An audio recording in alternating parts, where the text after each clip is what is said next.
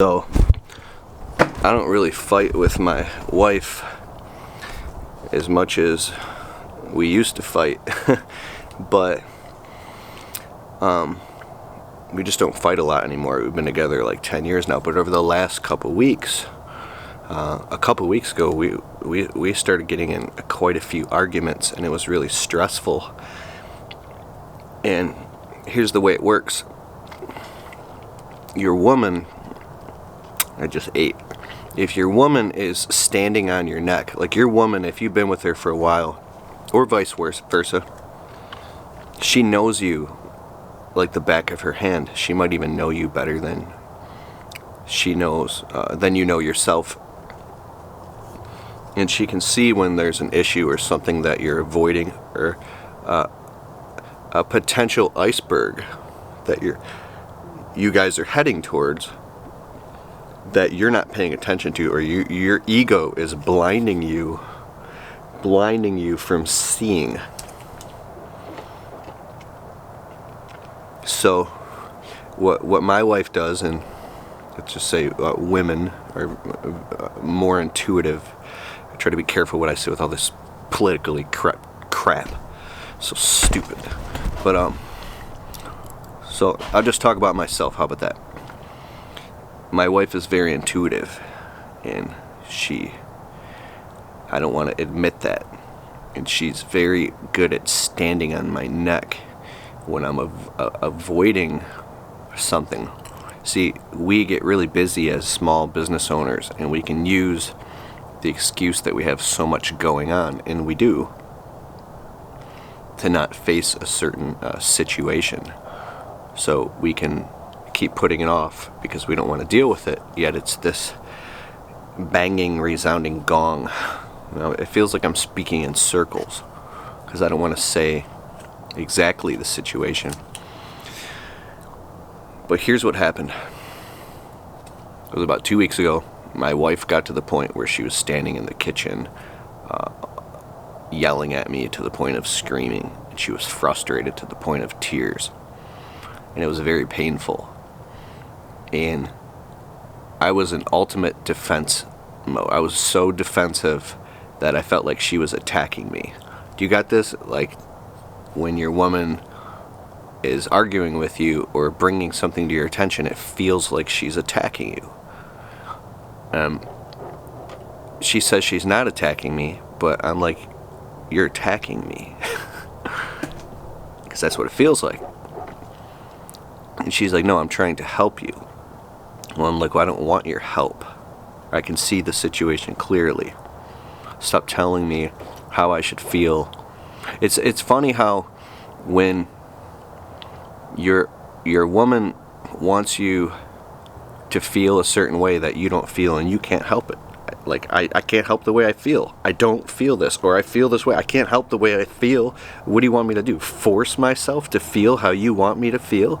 Like, no. So that's where arguments happen. And then what I do is I resign to just throw in the towel. I'm like, well, you feel the way you feel, I feel the way I feel. Stay out of my business. And she's like, what? Stay out of your business? We're married. What do you mean stay out? And that's when shit hits the fan, because I get pissed, dude. But this is why I'm telling you all this. This shit seems crazy, right? You know me, I'm Keith Kelfus. I got a point here, dog.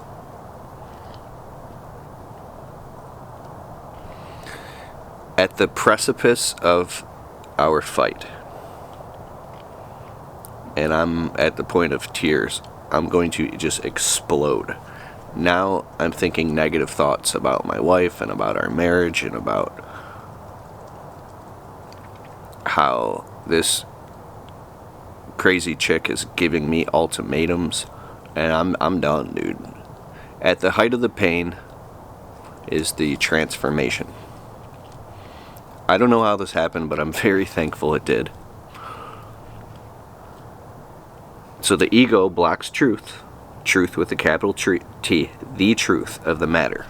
See, what happens is we polarize on our story of our partial truth, and we ignore lies. I hope you pick up what I'm putting down. I talk about stuff like this on my I Am Ability channel. And if you see this thing on my lip, we just got home from out of town, and my cat was hiding down in my studio, and I was trying to pull him up because he was hiding because we were out of town, and we have people that watch our house. Our family is over every day watching our house. And I'm trying to pick the cat up, and I go to hold the cat, and he doesn't want me to hold him. He's trying to get away because he's a rescue cat. He's like skittish, and he kicked me in the face. My lip was bleeding. My whole shoulder is all scratched up, and my hand was bleeding. Don't ever try to hold a cat that doesn't want to be held. All right. See, I'm evading. I'm avoiding. So, there's nothing worse when you have a million things going on in a very limited time, and somebody's trying to tell you what you need to be handling a situation, especially like your own wife. In the height of the argument, I looked at my wife's eyes, and my ego, for some reason, went down, and the truth seeped in. And I'm not saying that she's always right, but I looked in her eyes, and I saw her eyes. You know, my dog is in the window, and he's clawing at the screen. Can I be away from you for like 60 seconds? Jesus. I saw the whites of my wife's eyes, and she was in pure truth and consciousness. And then I realized that I was in denial, and I was in the lie, and I was the one who was trapped in my ego, and I was the one prolonging the suffering. And I realized that she was right about what she was been standing on my neck about, that was getting worse and worse and worse.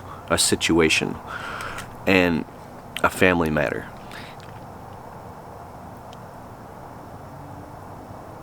And I don't know if I started crying or what, but all of a sudden it hit me like a ton of bricks. I was like, oh my God, you're right. How come I haven't seen this? And here's what my wife does. When I finally, sometimes when she is right, sometimes, I'm not saying all the time,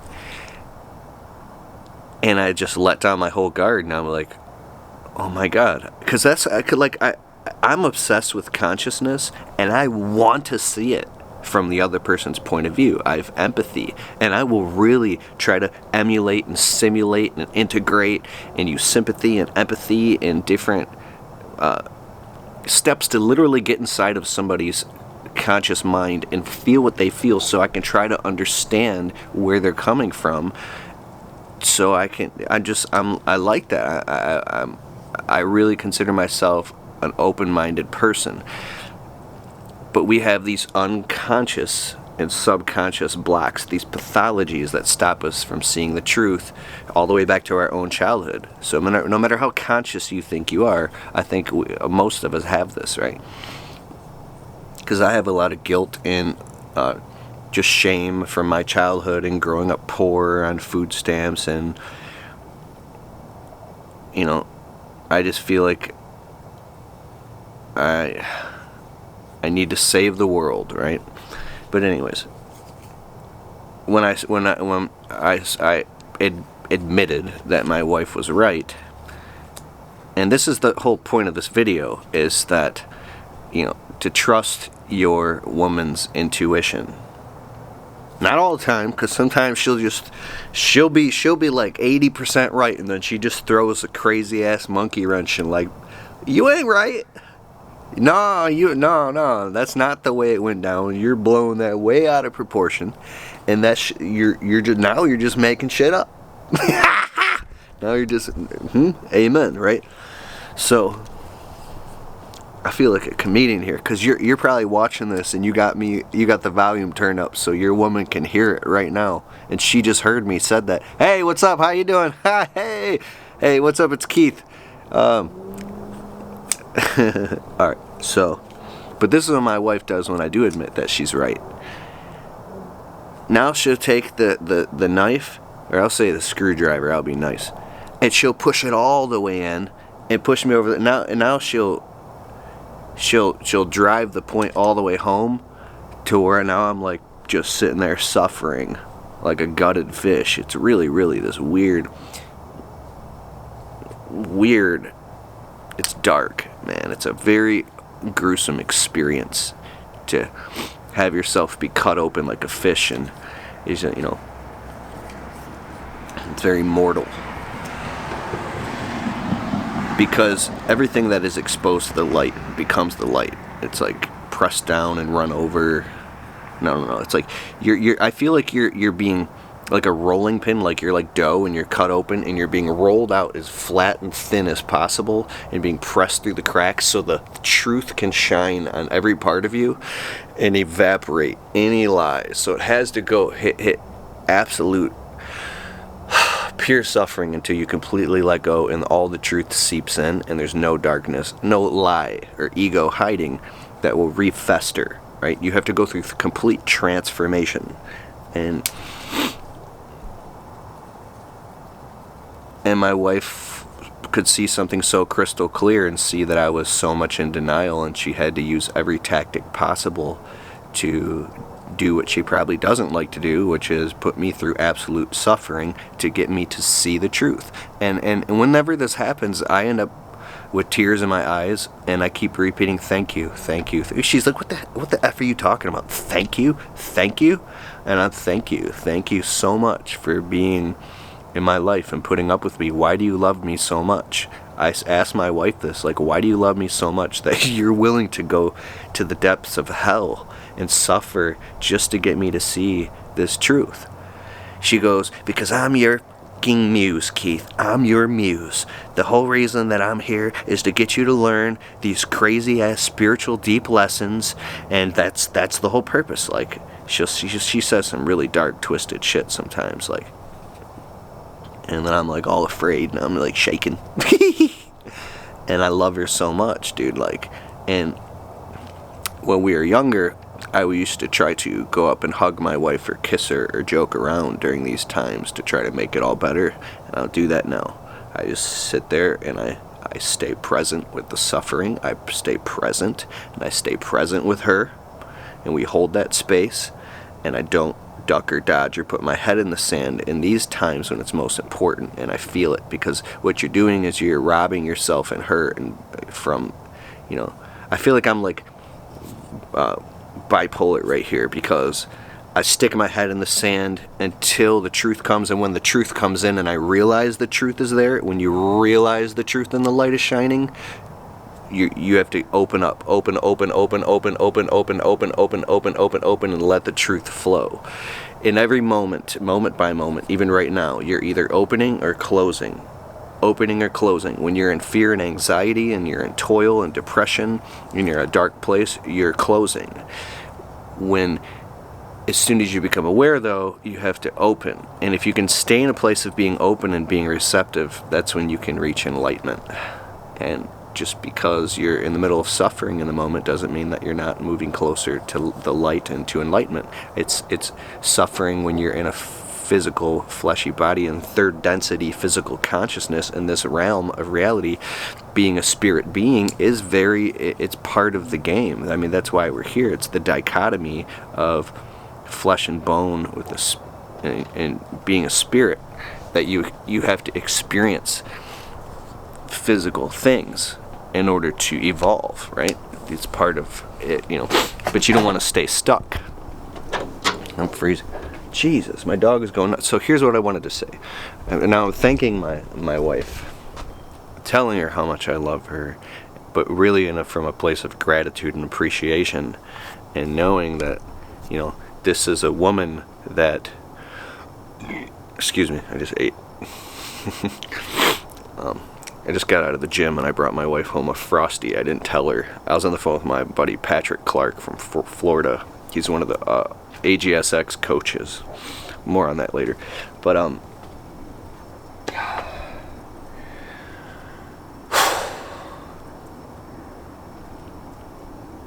so the moral of this story is that